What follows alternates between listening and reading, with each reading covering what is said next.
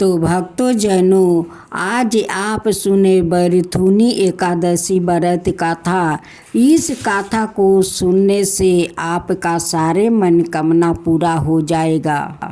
लोग कहते हैं कि बरथुनी एक ऐसा एकादशी व्रत है कि जो लोग बरथुनी एकादशी व्रत करते हैं और कथा सुनते हैं, उनकी सारे मनोकामनाएं भगवान जरूर पूरा कर देते हैं। भगवान श्री कृष्णा ने कहा, हे राजेश्वरी, वैशाख मास के कृष्णा पक्ष की एकादशी को बरथुनी एकादशी के नाम से जाना जाता है। यह सौभाग्य देने वाली, सब पापों को नष्ट करने वाली और अंत में मोक्ष देने वाली है। इसकी महत्म्य कथा आपसे कहता हूँ। प्राचीन काल में नर्मदा नदी के तट पर मंधाता नाम का राजा राज करते थे। यह अत्यंत दानशील और तपस्वी थे। एक दिन जब वो जंगल में तपस्या कर रहे थे, तभी ना जाने कहाँ से एक जंगली भालू आया और राजा का पैर चबाने लगा। राजा पूर्वत अपनी तपस्या में लीन रहे। कुछ देर बाद पैर चबाते चबाते भालू राजा को घसीट कर पास के जंगल में ले गया। राजा बहुत घबरा गया, मगर तप से धर्म अनुकूल उसने क्रोध और हिंसा ना करके भगवान विष्णु से प्रार्थना की। करुण भाव से भगवान विष्णु को पुकारा। उसकी पुकार सुनकर भगवान श्री हरि विष्णु प्रकट हुए और उन्होंने चक्रा से भालू को मार डाला। राजा का पैर तो भालू पहले ही खा चुका था। इससे राजा बहुत ही शोकाकुल हुए। उन्हें दुखी देखकर भगवान विष्णु ने बोले, हे वत्स, शोक मत करो, तुम मथुरा जाओ और बरथुनी एकादशी का व्रत रख कर मेरी बारह अवतार मूर्ति की पूजा करो। उसके प्रभाव से पुण्य सुदृढ़ अंग वाले हो जाओगे। इस भालू ने तुम्हें जो काटा है, यह तुम्हारे पुण्य जन्म का अपराध था। भगवान की आज्ञा मानकर राजा मंधाता ने मथुरा जाकर श्रद्धा पूर्वक बरथुनी एकादशी का व्रत किया। इसके प्रभाव से राजा शीघ्र ही पूर्ण, सुंदर और संपूर्ण अंगों वाला हो गया। इसी एकादशी के प्रभाव से राजा मंधाता स्वर्ग गए थे। जो भी व्याकुल भय से पीड़ित है, उसे बरथुनी एकादशी का व्रत रख कर भगवान विष्णु का स्मरण करना चाहिए। इस व्रत को करने से समस्त पापों का नाश होकर मोक्ष की प्राप्ति होती है। खूब सुंदर तुलसी की कथा। तुलसी माता की जय हो, तुलसी माता की जय हो। एक छोटी सी तुलसी रास्ते में बैठी हुई थी, आशा लगाकर कि कोई भी तो मुझे ले जाएगा। एक दिन एक गौ माता आई। उनकी बछड़ा बहुत बीमार था। उस तुलसी से कहती है कि हे तुलसी, मुझे 2 पाता दो, मेरा बच्चा बहुत बीमार है, तुम्हारा पतिया खा लेगा तो मेरा बच्चा ठीक हो जाएगा। वो छोटी तुलसी कहती है कि मैं कैसे तुम्हें पाता दे दूं, मैं तो ऐसा ही छोटी हूँ। अगर अपना पतिया तुम्हें दे दूंगी, मैं अपना शरीर को ठंडक कैसे दूंगी, मैं तुम्हें पतिया नहीं दे सकती हूँ। गौ माता कहती है कि नहीं तुलसी, मुझे 2 पतिया दे दो कि मेरा बच्चा खाकर वो ठीक हो जाए। जब छोटी सी तुलसी अपना पतिया नहीं दी तो गौ माता को बहुत दुख हुआ। वो कहने लगी कि तुलसी, मेरे बच्चा तो बहुत बीमार है, मैं आज तुम्हें श्राप देती हूँ कि तुम इसी रास्ते में तड़पती रहोगी, कोई तुम्हें नहीं उठाकर ले जाएगा और नहीं तुम्हारा आवाज़ किसी तक पहुँचेगा। तुम इसी रास्ते में तुम तड़पती रहोगी, कभी तुम बड़ी नहीं होगी। यही पर छोटी बन कर रहना, ये मेरी अभिशाप है, तुम तड़पते रहना। तुलसी कहने लगी कि नहीं गौ माता, ऐसे मुझे श्राप मत दीजिए। गौ माता कहने लगी कि मैं तो तुम्हें श्राप दे दिया, अब तो श्राप मैं आपस नहीं ले सकता हूँ।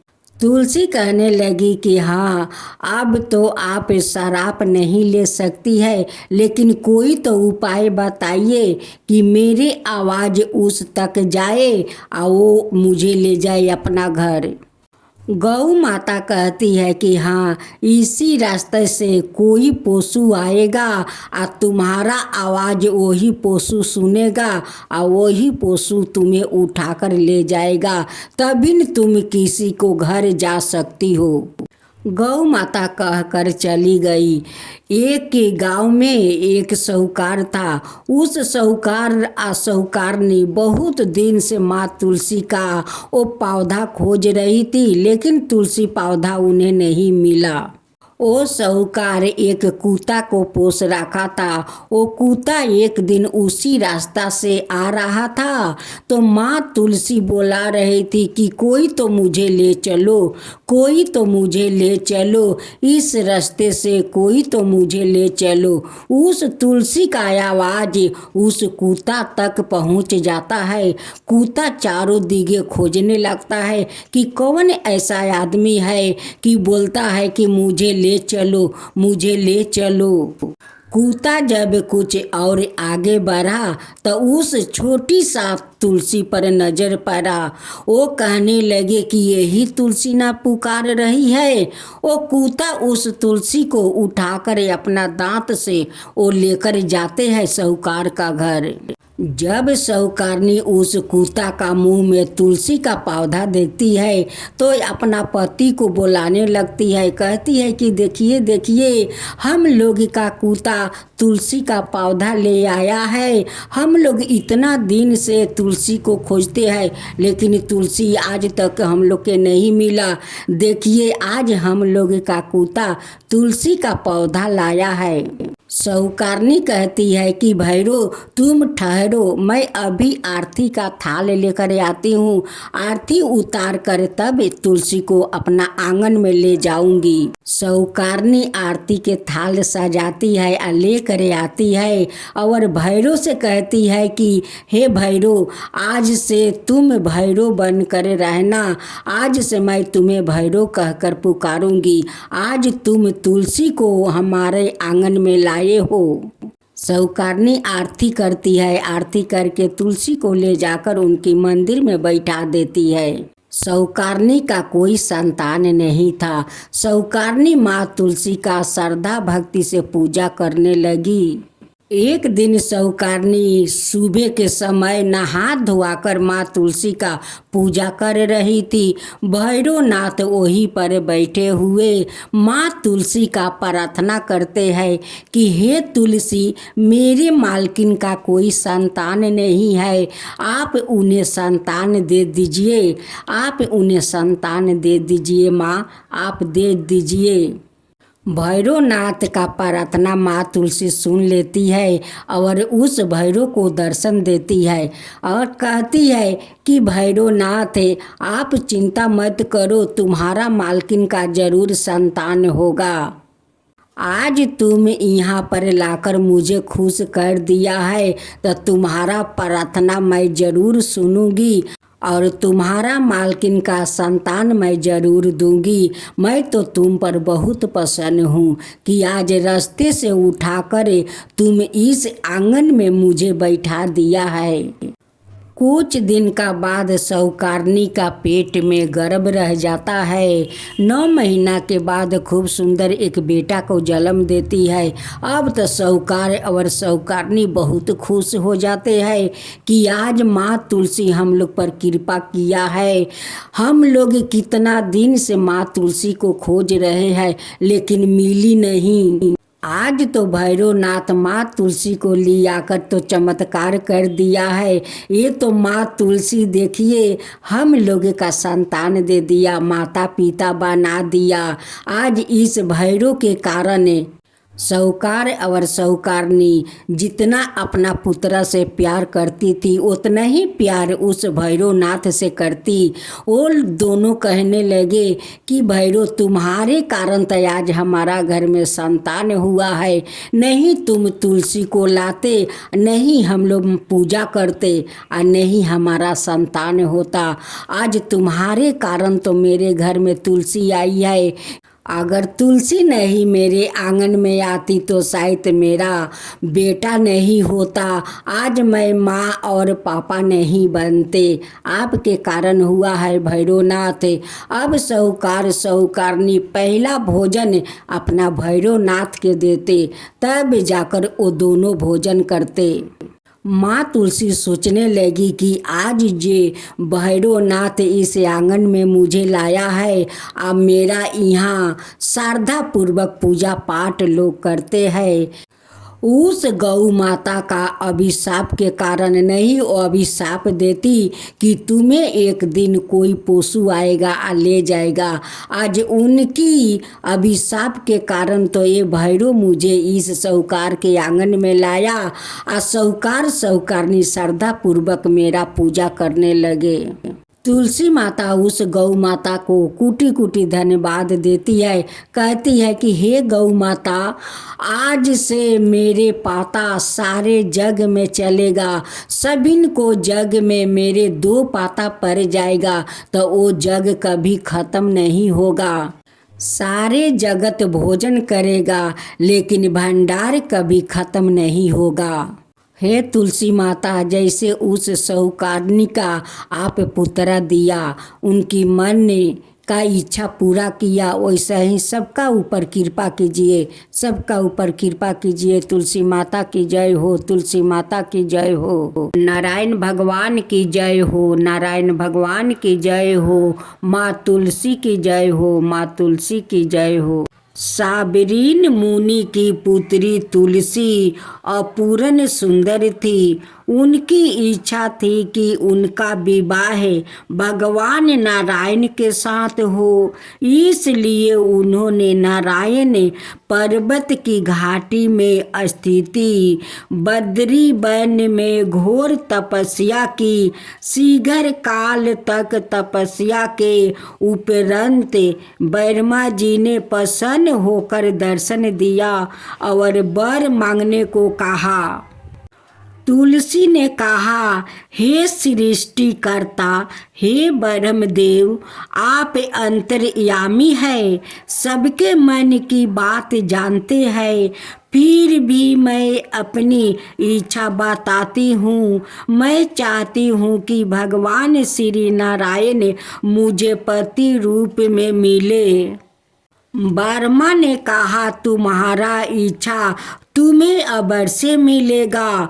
अपने पुण्य जन्म में किसी अपराध के कारण तुम्हें श्राप मिला है, इसी प्रकार भगवान श्री नारायण के एक पार्षद को भी दानव कुल में जन्म लेने का श्राप मिला है।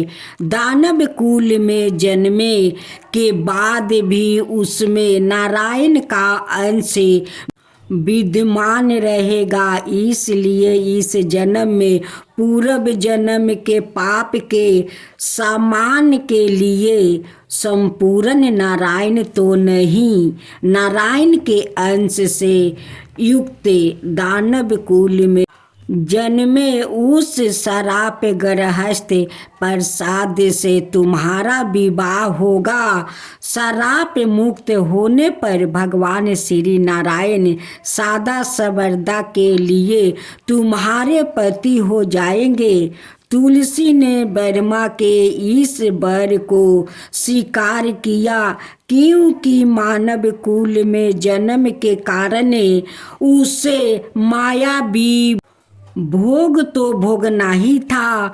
तुलसी बद्री वन में ही रहने लगी। नारायण का वो प्रसाद दानव कुल में शंखचूड़ के नाम से पैदा हुआ।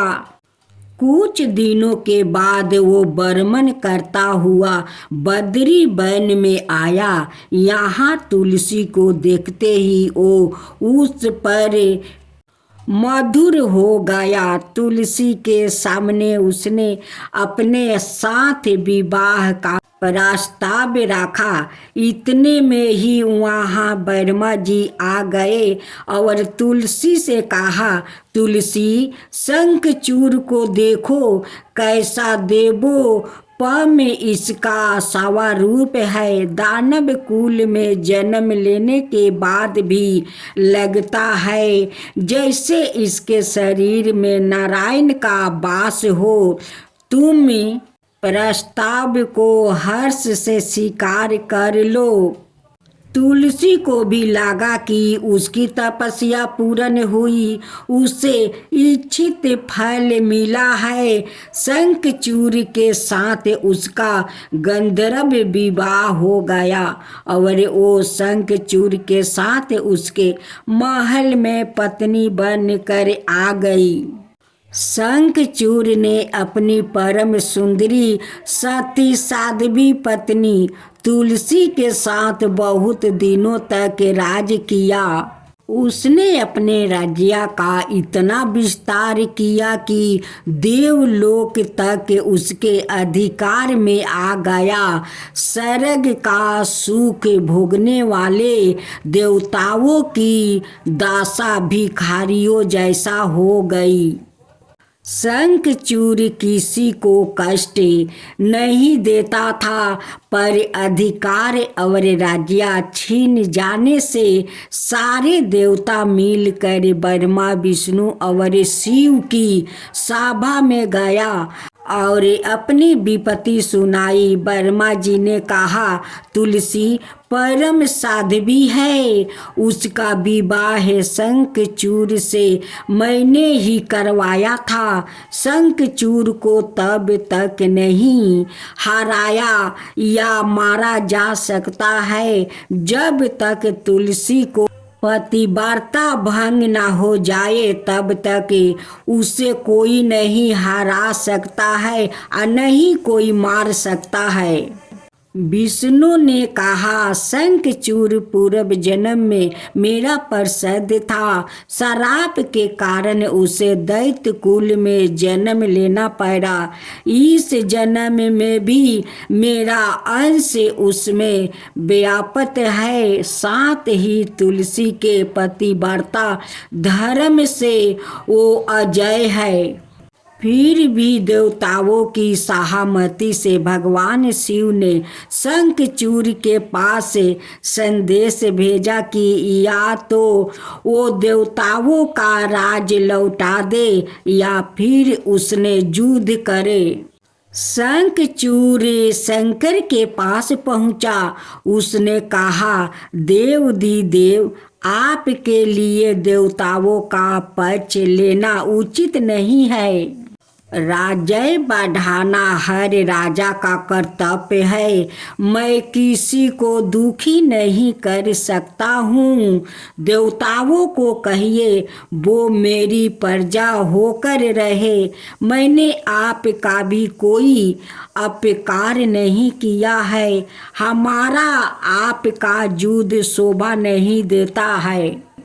अगर आप हार गए तो बड़ी लाज की बात होगी।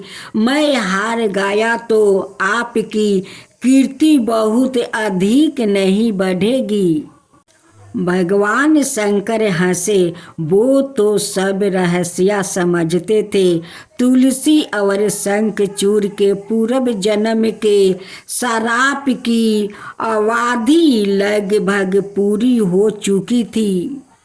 उसने बोले, इसमें कीर्ति और लाज की बात नहीं। तुम देवों का राज लौटाकर उन्हें उनके पद पर प्रतिष्ठा होने दो। युद्ध से बचने का यही एक उपाय है। शंखचूड़ ने कहा, मैंने युद्ध के बल से देवों लोग का जीता है।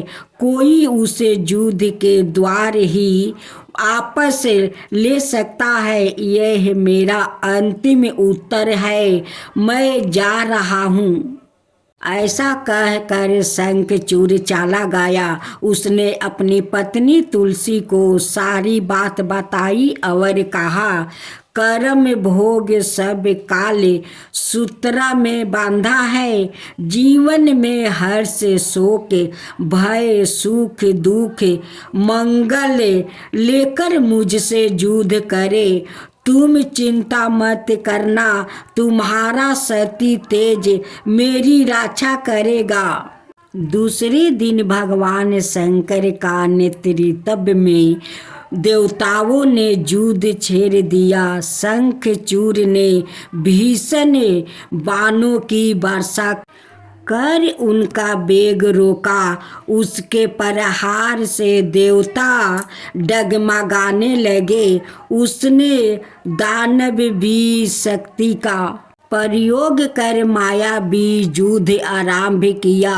युद्ध स्थल पर वो किसी को दिखाई नहीं देता था, पर उसके अस्त्र शस्त्र प्रहार कर देवों को घायल कर रहे थे। देवगण अपने अस्त्र चलाए तो किसी पर चलाए, क्योंकि कोई शत्रु सामने था ही नहीं। कई दिनों तक इस तरह भयंकर युद्ध चला। शंखचूड़ पराजित नहीं हुआ।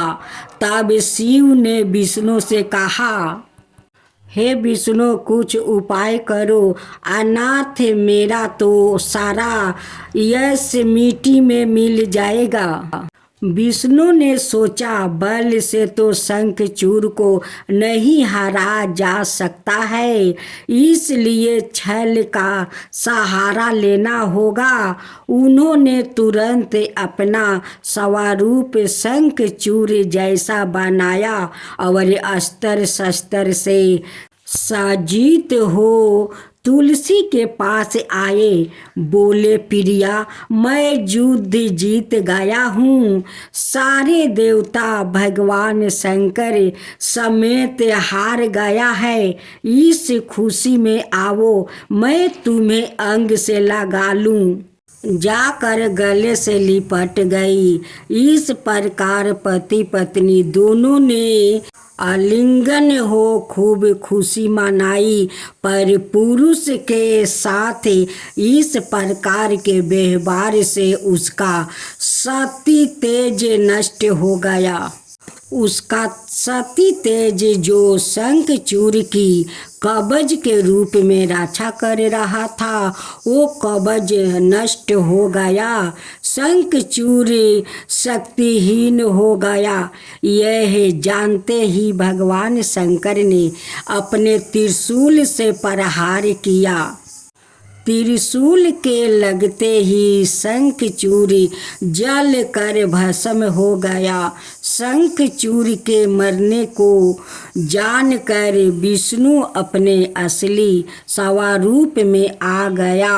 सामने अपने पति शंखचूड़ के स्थान पर भगवान विष्णु को खड़ा देखा। तुलसी बहुत दुखित हुई। उसको पता लग गया कि सवाए नारायण ने उसके साथ छल किया है। क्रोध में आकर उसने श्राप दे दिया। एक सती स्त्री का पतिव्रता भंग करने के अपराध में तुम हृदयहीन पत्थर हो जाओ। विष्णु ने तुलसी का श्राप को सिरधारो कर कहा, देवी, तुम्हारे और शंखचूड़ के कल्याण के लिए मुझे ऐसा करना पड़ा। तुम दोनों का श्राप मुक्त करना था। तुम भी अब शरीर त्याग कर तुलसी बिरबा के रूप में जन्म लोगी और मेरी पूजा तुलसी दल से होगी। मैं सलीग्राम पत्थर बनूंगा, मेरे शीश पर तुम आदर से विराजमान रहोगी। तुम्हारे पति की हड्डियों से चूरन से शंख की उत्पत्ति होगी। उस शंख ध्वनि से देवताओं और मेरी पूजा आराधना होगी। जहाँ शंख ध्वनि होगी वहाँ मंगलमय मैं विराजमान रहूँगा। तुम्हारे पूर्व जन्म में बदरी वन में मुझे पाने के लिए बड़ी तपस्या की थी। अब अगले जन्म में मैं नारायण परास्तर के रूप में बद्रीनाथ वन में स्थापित हो जाऊंगी और मेरी पूजा अर्चना फल फूल से ना होकर तुम्हारे तुलसी दल से होगी। मेरे शीश पर विराजमान होकर तुम मुझसे भी ऊंचा पद प्राप्त करोगी।